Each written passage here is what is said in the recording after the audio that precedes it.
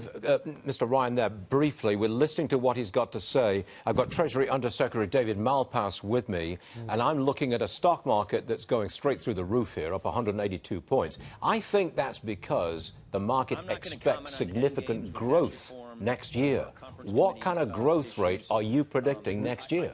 Right. The market looks ahead, and so I think we just saw 3.3% for the third quarter. I think we can get more than that in some quarters. Can we do 4? We can certainly do 4 as businesses invest more. So they buy machines, they hire workers, and you get the economy going. And so sure. A business buys capital equipment on January the 1st, and it's immediately written off 100%. That's right, and so that gives them the cash flow that they need to buy another machine. So it accelerates the activity, and then assuming that they're market-based, they make good choices on what they buy, you can get a lot of people hired based on that kind of activity. Small businesses can get into the game. They've been left out a lot of in a lot of this expansion. They haven't been getting the credit. They've been over-regulated, and so they'll be back in the game. And they do a lot of the hiring of people that are right now not on the labor force. So one of the goals is to get the participation rate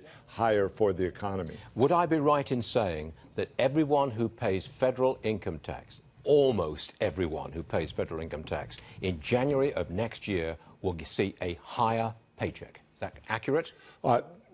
So, Stuart, I don't want to get into the pure, economists are arguing on this, and so those numbers are floating out. What I can say is that almost everyone is going to be better off because the economy will be stronger. That makes us safer. That makes us able to create the skills within the labor force that we really need to get ahead. And so that, I think, is assured as you get a better tax code. If you get rid of the state and local tax deduction, and I think it's going, people like you live in Connecticut, people like me live in New Jersey, New Yorkers, Californians, Illinoisans, or whatever you call them, they're going to end up paying more, aren't they?